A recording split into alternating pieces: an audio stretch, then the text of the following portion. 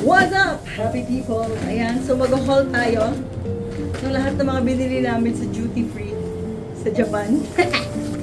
It's a reminders pala guys, sa lahat ng mga bibili ng tax free na mga kung ano-ano sa Japan. Kailangan wag niyo siyang buksan within Japan, especially food. Pero pag mga damit, bag and everything, pwede niyo siyang gamitin doon. Pero pag food, bawal talaga siyang buksan. Ayun, sige. So first, ito. Actually, hindi ko maintindihan kung ano to. Pero, ano to siya, parang patatas lang siya. Pero ang sarap nito. As in, super sarap. Next is itong Yubari Melon. Sobrang sarap nito. Parang steam cake siya. Ayan. Basta masarap siya. Try nyo to. And then ito. Actually, hindi ko alam kung ano to. Pero, feeling ko lang, maganda siyang pampasalubong. Kasi ang dami niya eh.